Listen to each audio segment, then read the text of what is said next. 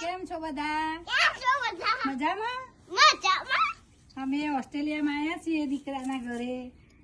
તે દીકરાના ઘેર દીકરો છે તે રમાડવા અને ભારતની સંસ્કૃતિ અહીંયા વાપરીએ છીએ. જો અહીંયા ટામેટા વાયા છે, પછી અહીંયા કોથમીર વાઈ છે, કોથમીર વાઈ છે, પછી અહીંયા મરચા વાયા છે, મરચા વાયા છે. અહીંયા રોજ તોડી દો શાકમાં નાખીએ છીએ અમે મરચા. સરસ મજાના ફૂલ આયા છે. પછી અમે અહીંયા જાંબુ વાયા છે, ડુંગળી વાઈ છે, બધું વાય છે. ફૂટ તાર ખબર? જો આ બીજી ટામેટી, આ બીજા મરચા, આ ફુદીનો વાયો છે, કોથમીર વાઈ છે, બીજી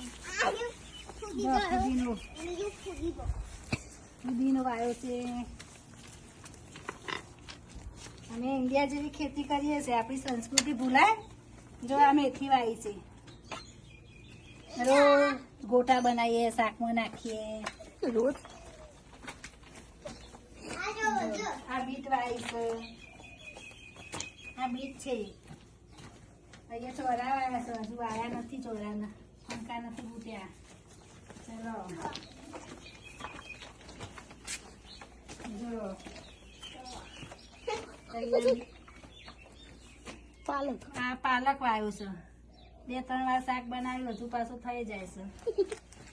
આ લીંબુડી વાઈ છે, આ ડુંગળી વાઈ છે. એટલે આપણે ઇન્ડિયાની સંસ્કૃતિ ભૂલાય. જો અમે ખેતી કરીએ છીએ રોજે. મોનમાં છોકરી બે રોજ સવારમાં 2 ટાઈમ જોવાનું, કેટલા આવ્યું, આટલે આવ્યું કે આટલો આવ્યું, એમ રોજ જોવાઈએ. જોઈએ તો જ મજા આવે.